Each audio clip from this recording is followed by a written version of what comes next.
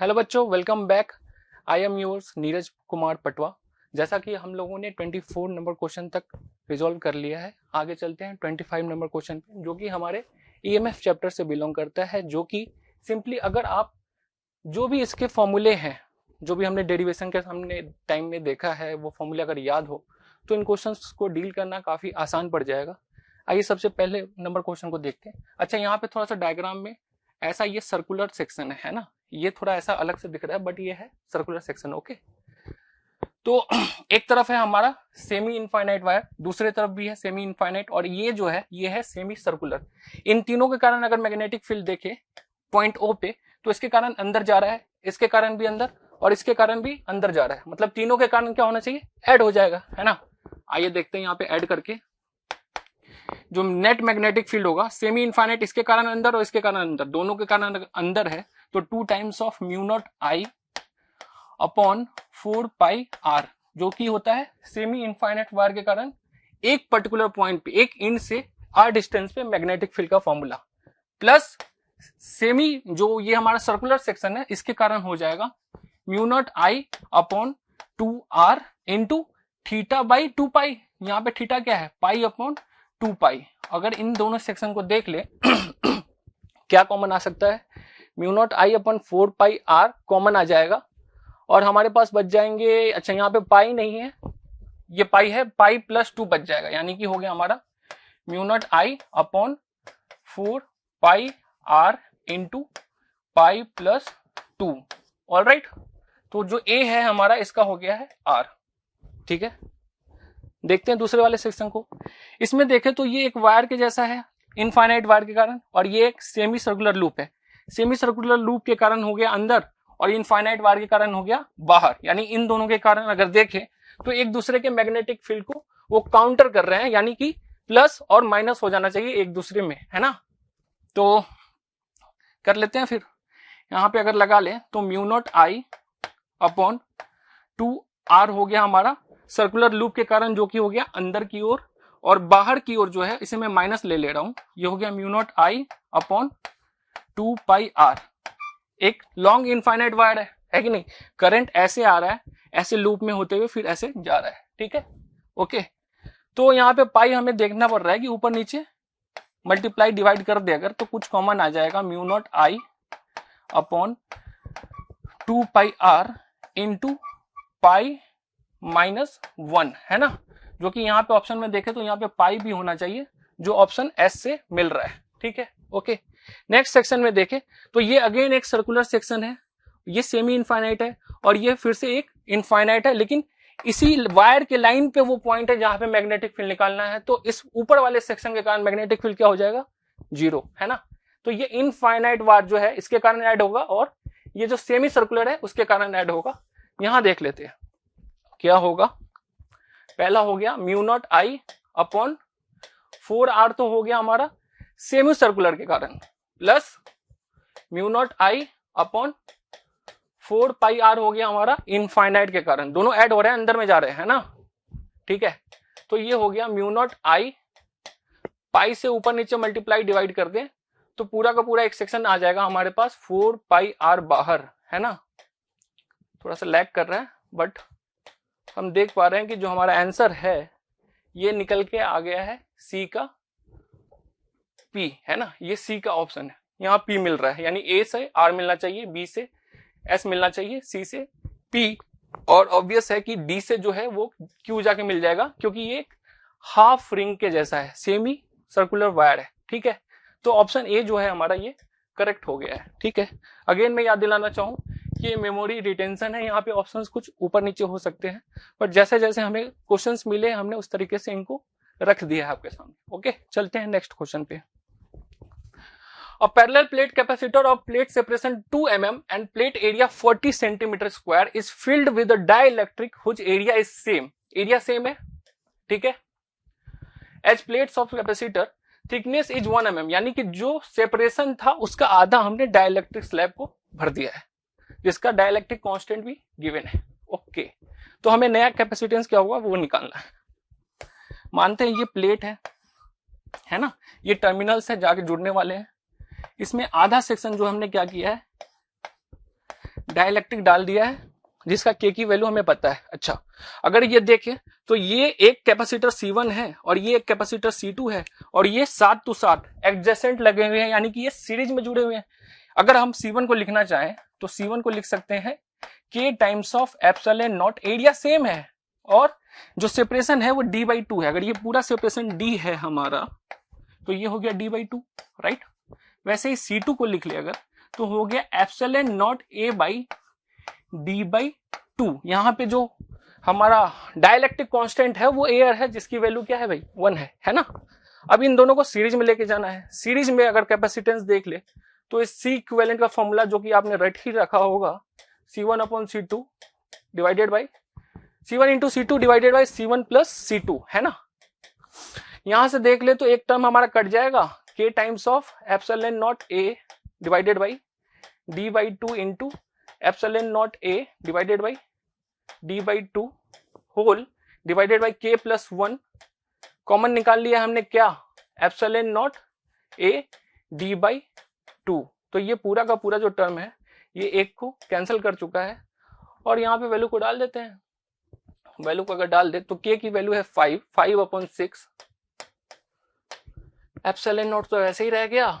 Area जो है हमारे पास वो क्या है, 40 इंटू 10⁻⁻4 मीटर स्क्वायर हो गया, है ना, अपॉन क्या है D/2 यानी कि 1 mm, है ना। D है 2 mm, D/2 है 1 mm यानी 10⁻³ तो जैसा देखने को मिल रहा है ये 0 और ये सारे मिलके 0 हो जाएंगे, है ना, 1 हो जाएंगे। ये हो गया 3 2 10/3, है ना, 10/3 एप्सिलॉन नॉट। तो ये आ गया हमारा आंसर जो कि है फराड में ऐसा यूनिट, है ना। ऑलराइट, नेक्स्ट 27 नंबर क्वेश्चन आ चुका है। Time period of simple pendulum on earth surface is T, time period at height R from earth surface is, यानी कि ये अगर हमारा अर्थ सरफेस है तो यहां पे अगर कोई पेंडुलम है उसका टाइम पीरियड T है। अगर हम यहां से सेपरेशन R/2 हाइट पे चले जाएं तो यहां पे जो टाइम पीरियड होगा वो क्या होगा उस पेंडुलम का, राइट। चलिए, तो पेंडुलम जबकि उसने बोल ही दिया तो टाइम पीरियड तो काफी आसान है इसका लिखना, L/G। किसी भी पर्टिकुलर हाइट पे ले जाएंगे तो क्या चेंज होगा, G, acceleration due to gravity की वैल्यू चेंज होगी, जिसका फॉर्मूला हम ऑलरेडी जानते हैं, Gm/R प्लस H का होल स्क्वायर। अगर यहाँ पे H की वैल्यू जो है वो क्या है, okay, time period at height R है ये, है ना, ये R है हमारा, एट हाइट R देखना है तो H की वैल्यू जो है वो R हो जाएगी, यानी कि ये हो गया Gm/4R², राइट। और Gm/R² जो होता है वो acceleration due to gravity on the surface of earth, यानी कि जो G इफेक्टिव है वो 4 गुना कम हो गया है तो टाइम पीरियड कितना गुना चेंज होगा, 2π√L इंटू G/4। तो 4 ऊपर चला गया और रूट से बाहर आ गया तो वो 2 हो गया और 2π√L/G जो है वो T ऑलरेडी है हमारे पास, तो टाइम पीरियड जो है वो 2 गुना हो जाएगा। तो हमारा G जो है वो 4 गुना कम हुआ है और टाइम पीरियड 2 गुना बढ़ गया है। Alright, next, a wire carrying current of 2 ampere when potential difference of 3.4 volt is applied across it if mass of wire is 8.92 into 10⁻³ kg। Okay, ये मास हमें गिवन है वायर का, रेसिस्टिविटी भी बता दिया है भाई साहब ने, okay, density is this much, density भी हमारे पास है, ओके। तो हमें निकालना क्या है, लेंथ ऑफ द वायर। सबसे बेसिक फॉर्मूला, काफी आसान हलवा क्वेश्चंस हमें देखने को मिल रहे हैं इस बार के मेंस में, जो कि आपके लिए बहुत अच्छा है ना। चलिए देखते हैं, अगर यहाँ पे हमें क्या क्या है हमारे पास, डेंसिटी है, ओके, मास है, लेंथ निकालना है। अच्छा, डेंसिटी है, मास है, तो हम वॉल्यूम निकाल सकते हैं, ऊपर नीचे L से मल्टीप्लाई डिवाइड कर देते हैं तो ये हो गया ρL²/वॉल्यूम, है ना। और जो रेसिस्टेंस है इसे क्या कर सकते हैं, रेसिस्टेंस को अपन लिख सकते हैं पोटेंशियल डिफरेंस अपॉन करंट, यानी कि 3.4 डिवाइडेड बाई 2 जो कि हो जाएगा 1.7। यहां आ जाते हैं, रेसिस्टिविटी की वैल्यू को रखते हैं 1.7 इंटू 10⁻⁻8, ऑल राइट, L² तो रह जाएगा, डिवाइडेड बाई वॉल्यूम हो जाएगा मास अपॉन डेंसिटी। मास है हमारा, मास ये रहा 8.92 इंटू 10⁻³ और अपॉन में है तो ये ऊपर चला गया डेंसिटी। डेंसिटी है हमारा again 8.92 into 10⁻³ and that is equal to 1.7। तो ये पूरे के पूरे जो नंबर है इन्होंने ऐसे ही बना के दिया है डराने के लिए, बट आप तो डरे नहीं होगे, है ना। चलिए आते हैं यहाँ पे 1.7 1.7 यहाँ से आ गया है हमारा 10⁻6 यानी L स्क्वायर की जो वैल्यू है ये 10⁻2 यहाँ पे है, इस तरफ से गया तो वो 100 बन चुका है और जो L है हमारा वो फाइनली आ गया 10 मीटर। काफी शानदार सा आंसर है। आते हैं नेक्स्ट क्वेश्चन पे। अच्छा यहाँ पे ये जो है ना electron is accelerated by 20 volt potential difference and for this de Broglie wavelength is okay. Modern physics हमारा क्वेश्चन आ गया है। Is lambda naught if this electron is now accelerated by 40 volt new de Broglie wavelength will be. अच्छा तो de Broglie भाई साहब ने जो वेवलेंथ दिया था वो दिया था कि किसी भी मैटर के मोमेंटम को हम उसके वेवलेंथ के टर्म्स में बता सकते हैं और मोमेंटम को फिर हम काइनेटिक एनर्जी के टर्म्स में भी बता सकते हैं। और जो काइनेटिक एनर्जी होता है that is equal to charge into accelerating potential. क्या पोटेंशियल डिफरेंस हमने दिया है यानी E इंटू वी। ऑलराइट, ये आ गया हमारा डी ब्रोगली वेवलेंथ। तो यहां से देख पा रहे हैं कि जो लैम्डा है it is inversely proportional to root under accelerating potential. बाकी सारी चीजें कांस्टेंट है तो बाकी दोनों चीजों को रख देते हैं। हमें निकालना है लैम्डा अपॉन लैम्डा नॉट जो होगा वो होगा रूट अंडर वी नॉट, क्योंकि इनवर्स रिलेशन है तो लैम्डा नॉट का वी नॉट ऊपर चला गया डिवाइडेड बाई वी। बाद में हमने क्या दिया है, पहले जो था पोटेंशियल डिफरेंस वो था 20 वोल्ट और बाद में हमने दे दिया है 40 वोल्ट। तो ये हो गया है 1/√2। तो लैम्डा जो हो जाएगा वो हो जाएगा लैम्डा नॉट बाई √2। ठीक है, नेक्स्ट। अच्छा यहाँ पे जो डायग्राम है थोड़ा सा डायग्राम हमारा ऐसा जाना चाहिए था कि ये जस्ट प्लेट से यहां से निकल रहा है, जस्ट निकला है। ओके, ये थोड़ा सा इस तरफ शिफ्ट होना चाहिए, थोड़ा उस तरफ बन चुका है। ऐसा करने का रीजन क्या है मैं अभी डिस्कस कर देता हूं। एंड पॉजिट्रॉन E+ आयन है यानी कि ये पॉजिटिव चार्ज होगा इस तरफ इस प्लेट पे और इस प्लेट पे निगेटिव चार्ज होगा कि इलेक्ट्रिक फील्ड ऐसे है और किसी भी पॉजिटिव चार्ज पे इलेक्ट्रिक फील्ड इस तरफ हो तो उसी इलेक्ट्रिक फील्ड के डायरेक्शन में फोर्स भी लगेगा यानी उस तरफ वो डिफ्लेक्ट होने वाला है। क्वेश्चन पढ़ लेते हैं एक बार। Projected between the plates of capacitor as shown in the figure initial velocity of E+ was in x direction. जैसा कि दिख रहा है ये मिड पॉइंट से आ रहा है, ये जो है डिस्टेंस ये d/2 है, अगर ये d है तो ये d/2 है। ऑलराइट, मिड पॉइंट से आ रहा है जैसा कि उसने डायग्राम में दिखा दिया है। इनिशियल काइनेटिक एनर्जी गिवन है इसका x के डायरेक्शन में, ये इनिशियल काइनेटिक एनर्जी था। If the electric field between the plates is 10 newton per coulomb and separation between the plates is 10 centimetre, यानी कि ये पूरा 10 सेंटीमीटर है तो आधा कितना हो जाएगा 5 सेंटीमीटर।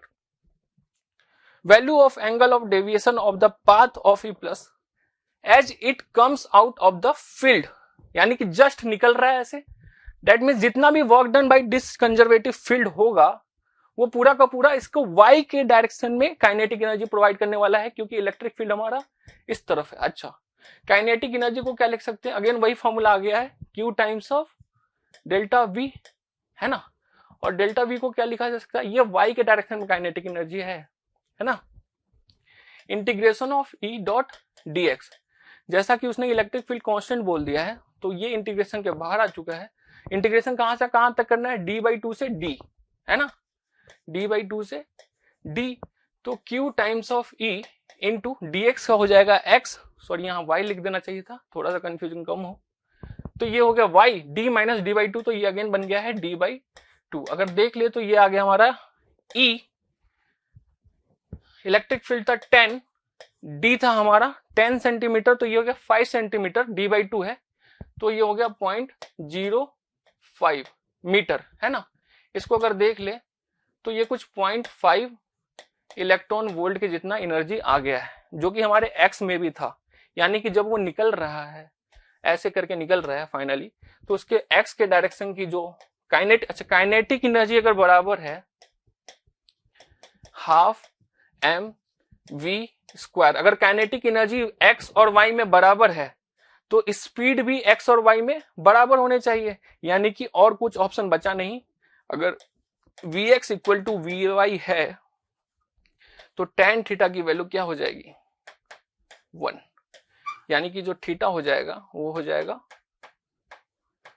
45 डिग्री। ठीक है बच्चों, तो इस तरीके से हमने इस बार जो है 30 के 30 क्वेश्चन निकाल दिए हैं, और आई होप आपको थोड़ा मजा आया होगा अपने आप को देख के कि हाँ मैंने यहाँ पे सही स्कोर करा है। ओके, तो all the best for your result, thank you.